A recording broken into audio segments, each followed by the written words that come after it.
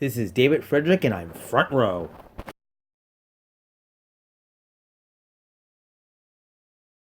Okay, the first match in the Great American Bash 1986 Charlotte Stadium Show, July 5th.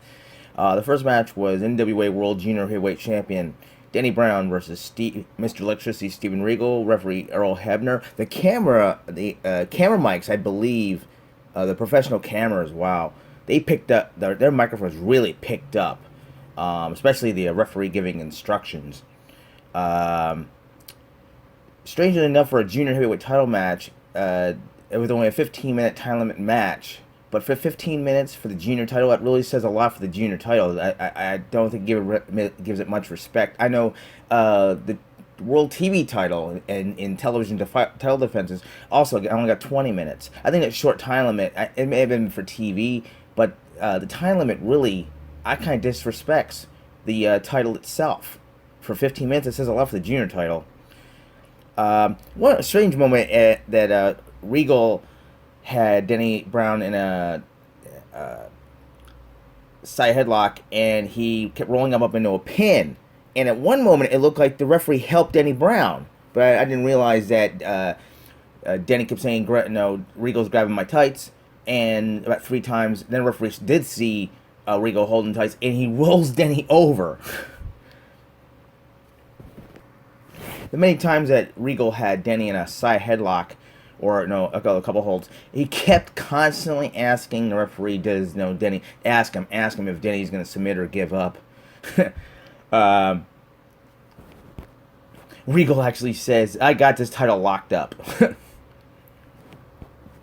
The match goes to a 15-minute draw, and actually they kept on fighting each other after the 15 minutes. Regal apparently got the little better of Denny, but went back and forth a bit. But and Regal knocked Denny out of the ring. Then he got a hold of the junior title, and many of us complain about the way the junior heavyweight title looks like. It's like a king's crown. It's been questioned. Who had the better looking title belts, and the NWA World Junior title belt as it looked like a crown, and it was lame looking, I guess. A lot of major cheers for Denny Brown, definitely the face. Even the fans, one old woman went by. You did good. You did good. Touched him on the side of the arm. Did good. He holds the junior heavyweight title. When Regal knocked Denny out of the ring during their the fight after the 15 minutes, he grabbed a hold of the title belt. The referee, Regal puts his arm up, thinking I'm the winner, but the referee puts his arm down, takes the belt from him, and gives it back to Denny.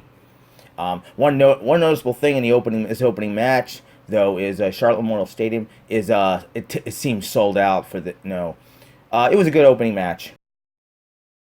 Or the second match in the Great American Bash Charlotte show. NWA Mid-Atlantic Champion Black Bart versus Robert Gibson. Robert Gibson having a single match here because his partner of the Rock and Roll Express, Ricky Morton, having the World Heavyweight title match against Ric Flair in the end of this show with Ric Flair. 15-minute time limit again announced for this. I guess keeping the matches short. Black Bart being a real Texas redneck. The camera microphones really pick up really good. Just as the match starts, Black Bart is again being a Texas redneck. He yells at the referee, "Get out of my face!" While Robert Gibson, he had some good leg scissor moves, control on Black Bart for a while. Kept flipping him over. At times he held Black Bart into it. He was asking ref, see if he gives up. He had some good leg scissors holds on Black Bart for a while. While he had Black Bart in the leg scissors, one close up of Robert, wow, he's actually chewing gum. I don't think I've ever seen that in 30 plus years of wrestling. Wow. Robert Gibson pins Black Bart. Bart tosses him in the ropes. Robert hops onto the second turnbuckle and reverses himself, comes off with a flying body press, knocks down Black Bart and pins him. He has major crowd pop for Robert. Vaguely good match. This is a Robert Gibson single match. Honestly, I think Robert Gibson was the wrestling better half of the Rock'n'Roll Express. Ricky was the great talker. Robert Gibson originally started tagging with his brother Ricky Gibson, and the double dropkick came from that tag team. But Robert Gibson is a great wrestler in his own right. Okay, the third match in the Great American Bash in Charlotte.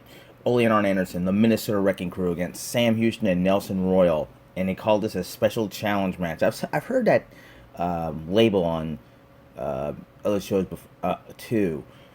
Um, Camera Mike really strong on this. The interesting thing about the opening before the match even starts is Ole and Arn are vaguely arguing who's going to start the match, and Arn arguing with Ole, I want to know I should start the match. Then with Nelson Royal and Sam Houston, the Andersons are arguing they'd rather work with Nelson Royal, the veteran, first instead of Sam as a kid. And when Arn Anderson and Sam Houston start the match, Arn Anderson's really loud about, "Are you kidding me?" Because he didn't want to start with a rookie Sam Houston, a kid. It's a good, strong, more of a Anderson's known for the arm bars and really strong attack mode. The Minnesota Wrecking Crew are well known for. A lot of kind of what I said with the mic work was really strong. With the cameras have mic work. There's a lot of foul language on both sides of Ole Anderson and Nelson Royal. They really want to take down Nelson Royal in the midst of the match and have a grab on a chest peck of his muscles. Arn and Ole are really a good attack on Nelson Royal, and Nelson and Ole back and forth. It says saying "you son of a bitch" and they're foul language on each other. But I really find it typical of the Andersons. Sam Houston goes to roll up Arn, but Ole comes off the top rope and really hits Sam really hard in the back, and almost knocks him out. And Arn easily pins pins rookie Sam Houston. As the Andersons, they're announced the winners and they leave the ring. Ole's in the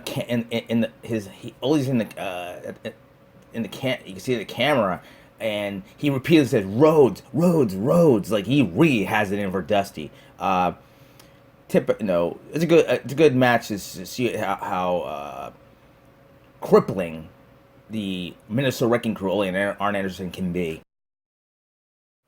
All right, the fourth match is the Great American Bash in Charlotte. The Raging Bull Manny Fernandez against Baron von Raschke with Paul Jones, a bunkhouse match. A couple little problems in this match. It's announced as 20 minutes. Why is it 20 minutes when and it kept saying anything goes in a bunkhouse match?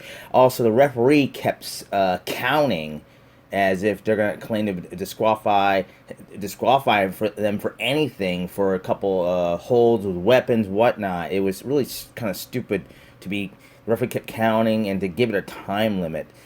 Other strange things in this match, what they're wearing. Yes, bunkhouse match, you wear anything you want. Baron von Raschke's wearing a yellow shirt. That did not look right. Both are wearing jeans. It's typical, yes, for a bunkhouse match, but it looked like they're wearing. I think they're wearing their wrestling tights, and they're wearing their jeans over the tights. And it looked the jeans look a lot really tight on them.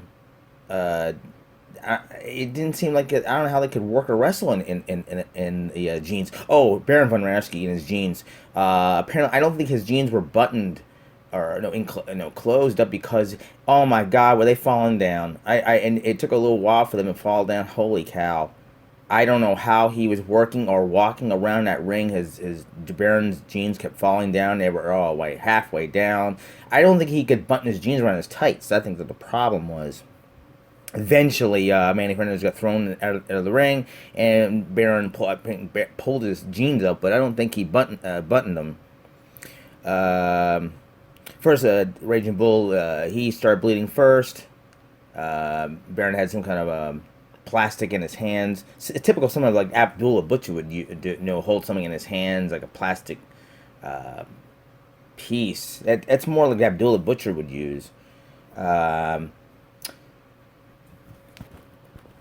when it said Manny Fernandez was thrown from the ring, when Randy went, the Raging Bull went to return to the ring, Baron went to pick him up in a body slam. Quickly, Manny Fernandez grabbed or pulled Baron into a pinfall and won that match. Typical, a bunkhouse match. This is the part of the ongoing feud, Jimmy Valiant ongoing feud. Manny Fernandez and Jimmy Valiant, as of course, best of friends, and this is part of the ongoing feud with Paul Jones. But yeah, a bunkhouse match with there's some questionable things about this. What they're wearing. Yes, it was jeans, but I don't. I think they should have worn their jeans without tights. It just it seemed the jeans seemed tight. It's something that didn't. What they're wearing seemed tight on them, and Baron said his jeans kept falling down because I think he didn't button them right. With him wearing a yellow shirt. A very vague bunkhouse match, actually. The fifth match, the Great American Bash in Charlotte, is Indian strap match. Chief Wahoo McDaniel against gorgeous Jimmy Garvin with Precious. It's announced that he's the greatest Indian wrestler of all time. I wouldn't argue that. Even with Chief Jay Strongman of WWF, Wahoo McDaniel is a far better ring worker. Strongbow, it's a competitive between the two companies. It depends on which one you want to like more. Wahoo McDaniel's also announced as a 10-year veteran of the National Football League. I know he was worked with the Miami Dolphins in the 60s. Before the match started, Precious is oh my God! I know Jimmy Garvin and Precious, their husband and wife. Wow, they do a lot of kissing in the just before the match starts. Wow, and they commonly do that, but wow, do they do a lot of it here in this match? Precious is mouthing off at Wahoo, and yeah, microphone didn't pick up what she was mouthing off. This match, the microphone didn't really pick up a lot.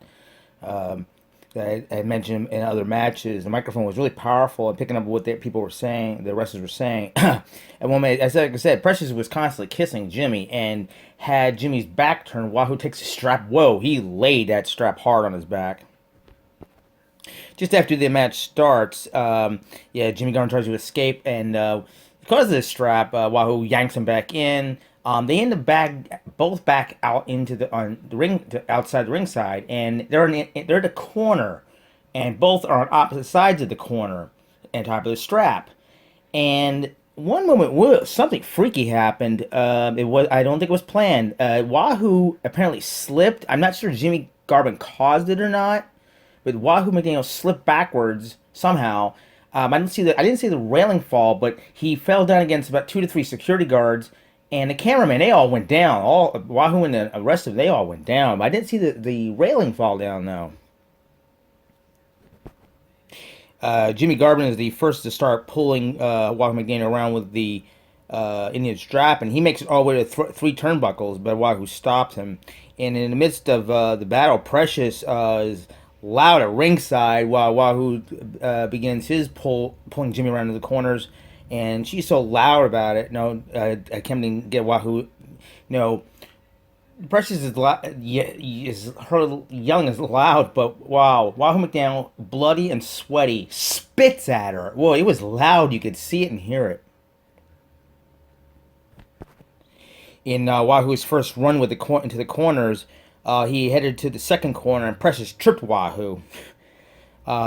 It was about Wahoo's second or third pull around, pulling Jimmy around to the corners. Precious gets up on the ring apron and trying to really get Wahoo's attention. She starts hammering him with her spray can, and he's staring right at her. And he says, that ain't gonna work. And he just walks up to the fourth corner, slaps it, and he wins the Indian strap match. Okay, the sixth match in the Great American Bash show in Charlotte. Tully Blanchard with J.J. Dillon versus Ron and Garvin in a tape fist match. Ron Garvin announces the Hands of Stone. I was a big fan of Ron Garvin, the Hands of Stone, and this is before the Hands of Stone label. His knocking out everybody, all the heels, was even before Mike Tyson. Mike Tyson came out, I believe, 1986 in boxing, and that was, I think, before he hit the big scene. One thing it's different with the arrival in this match. Tully Blanchard and J.J. Dillon arrive in a golf cart to ringside, and then there's a delay arrival for Ron Garvin too, and Ron Garvin and Wahoo McDaniel, his second for the tape fist match, also arrives in a golf cart. Just after they finish round one, it's this tape fist match is announced as 10 3-minute rounds, which basically will be 30 minutes and a 30-second rest between the rounds. After the first round ends, Tully goes to attack Ron. He knocks him out, and JJ complains to the referee. He knocked him out between the rounds. Tommy Young really loud says, "I don't care." During the second round, Tully begins to grapple a bit. Starts wrestling more, and Tommy Young, referee, kept yelling, "This is not a wrestling match." Oh wow, Tully kept pushing this into a wrestling match rather than a boxing match. And wrestling turns into when they start grappling each other. Ron Garvin turns Tully into almost a backslide, and as they both flip out of the moves, then he knocks Tully out again. But as the referee begins to count Tully out, the time expires for the second round, which reaching in the third round. Tully begins to get the upper hand in the third round, even knocking Ron out of the ring. And apparently he falls backwards against some chairs, and I don't think that was no kind of plan. But I don't know whether he was hurt or not. But it's not no. I don't know if he intentionally fell against those chairs or not. But it didn't seem like it was. As Ron Garvin re-enters the ring, they fight in the corner, and round 3 ends while they're fighting in the corner. Round 4 begins with Tully continuing to turn this into, again, a wrestling match rather than a boxing match. After round 4, and we go into round 5, both men bloody and sweating, round 5, a few times, both men end up in a double knockdown in the ring, and it's happened once or twice. And referee then reaches the 10 count. And then there has to be a winner. He goes to the ring announcer, and again, there must be a winner. First man on his feet wins the match. JJ quickly enters and takes a towel, starts trying to, try to wake Tully up. Wahoo McDaniel takes a bucket of water and splashes Garvin. It wakes him up, and Ron stands up, and he wins the tape fist match. J.J. Dillon starts complaining, "We were robbed." And he then points out to referee Tommy Young that there's excess of water in the ring. Where did that come from? Tommy Young goes, I don't know. I got nothing to do with that. After Ron Garvin and Wahoo McDaniel leave ringside, the crowd starts chanting, "I quit, I quit, I quit." And JJ, he's angry at this. He gets on the microphone and loud and clear, "The next person that yells, 'I quit, I'll have escorted or kicked out of the stadium.'" And the crowd starts yelling, "I quit," louder. And he's arguing with the referee, Tommy Young, at ringside, outside. And "I'm going to have all these people escorted out of here." And Tommy Young says, "I'd like to see you do it." And then when JJ and Tully starts leaving ringside, he finds the empty bucket of water Wahoo used to wake up Ron. He brings the empty bucket of water to Tommy Young waving up, "Hey, the match is over with." He throws the bucket right at Tully. He throws the bucket at referee Tommy Young. He smacks him right in the stomach with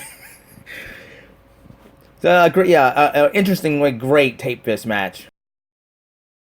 Okay, the 7th match for the American Bash in Charlotte is the Road Warriors versus Ivan and Nikita Koloff.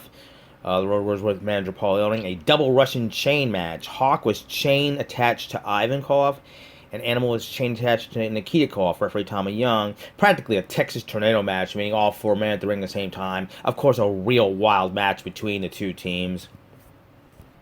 At one point, it seemed it was going to be an unplanned ref bump.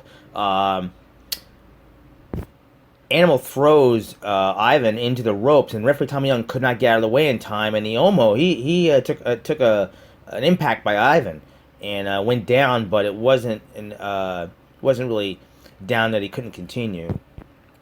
Eventually, a rough bump does take place. Tommy Young is knocked out of the ring. It got concerning that the Road Warriors could lose because, wow, Nikita Koloff is a hell of a powerhouse. In 1985, 1986, he is a powerhouse. Wow. Ivan Nikita Koloff really took it to the Road Warriors in this match. When referee Tommy Young was knocked out of the ring, even at one point, Ivan Nikita kept double teaming either Hawk or Animal, and Animal used foul language. He heard him take a stomach or some kind of impact from the front, and he says, "Ah, shit!" And it was loud. So referee Tommy Young was outside with that ref bump. Ivan Cole was covering Road Warrior Animal, and seeming because Hawk also was outside and could not get to stop Ivan from a cover pin from Ivan over Animal. I said, "Oh boy!"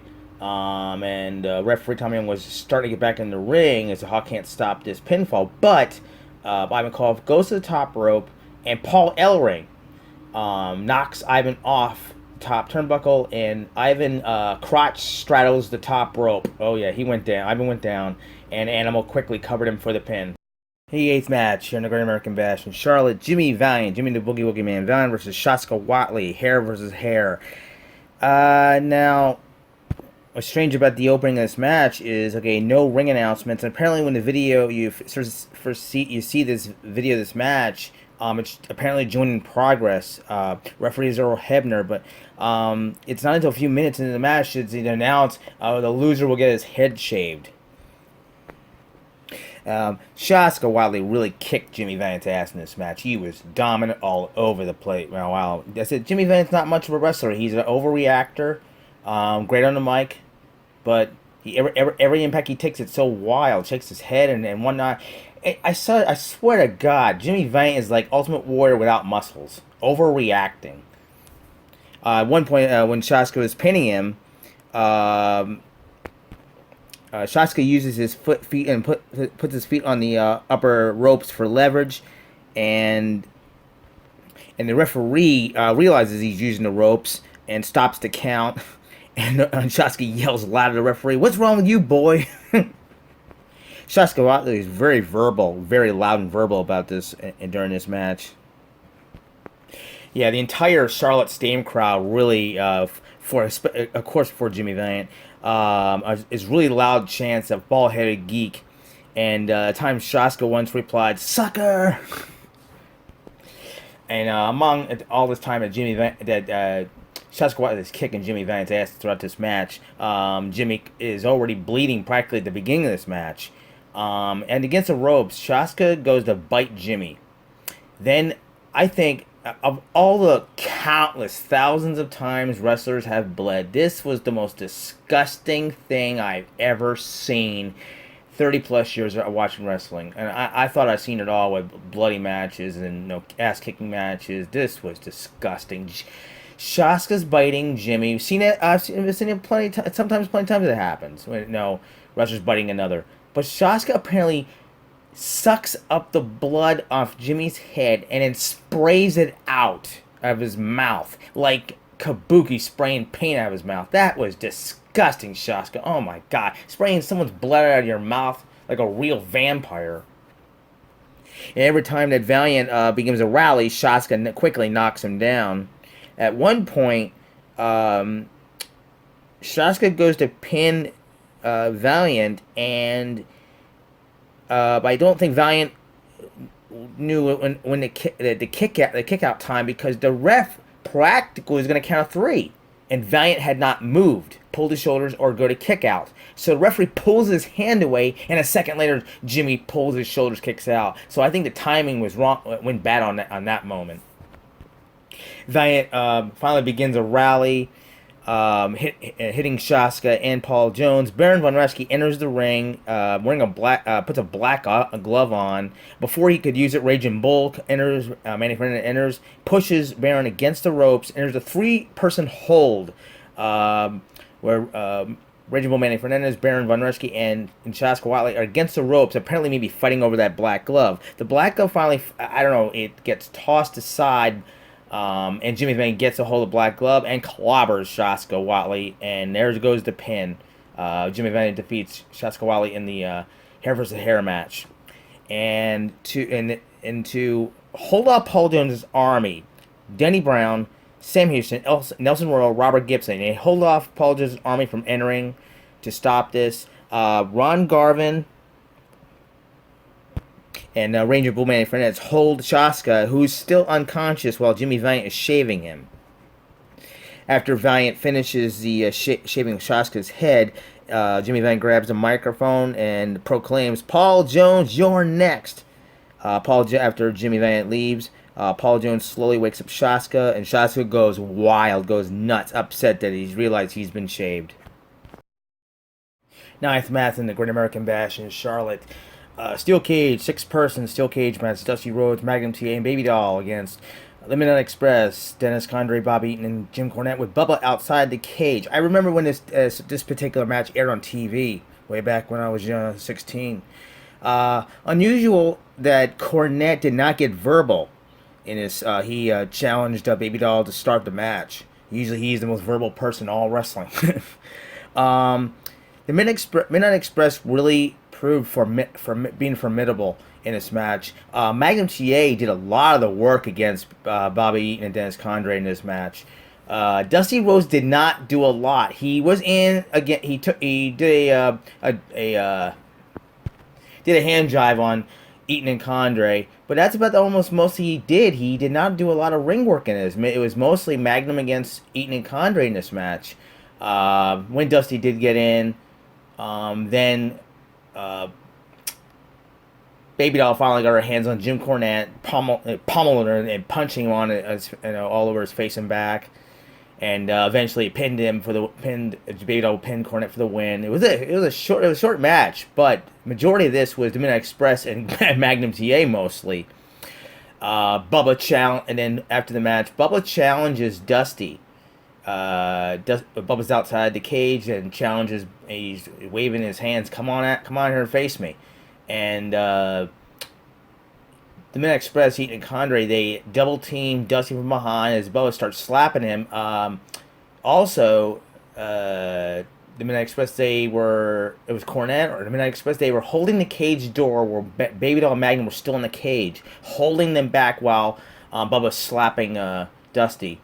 And the funnier thing was the fans. One of the fans was throwing soda and whatnot at Bubba and Midnight Express. Wow. And the security had to intervene and see where that stuff was coming from. I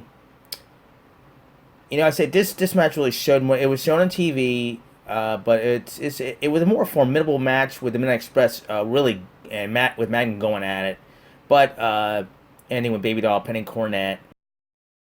All right, just finished watching the last match on the night of the Great American Bash in Charlotte, 10th match. Nature Boy Ric Flair, NWA World Heavyweight Champion, defending against Ricky Morton in a steel cage. Now, okay, Ricky Morton was wearing a face mask, like a fiberglass nose mat covering his nose. I don't know, it was a few weeks before or some months before the Horsemen attacked the Rock and Roll Express, especially Ricky Morton. That they in the ring they broke his nose in a sense. They've also Ricky Morton, even Ric Flair rubbed his face in concrete. I mean, they've had it in for the Rock and Roll Express, especially Ricky Morton. The 14, 10 to 12, 14 contender, the wrestlers lined up to face Ric Flair to defend the world title. Both Rock and Roll Express, Ricky Morton, and Robert Gibson both got title shots. Why Ricky Morton was given a Charlotte stadium show this match? He should have been maybe one of the house shows. Honest to God, I don't see why. So Ricky Morton was given a serious contender title shot with Ric Flair.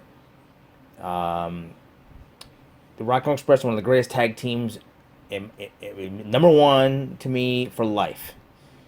Ricky Morton can give Ric Flair one hell of a match. Yes.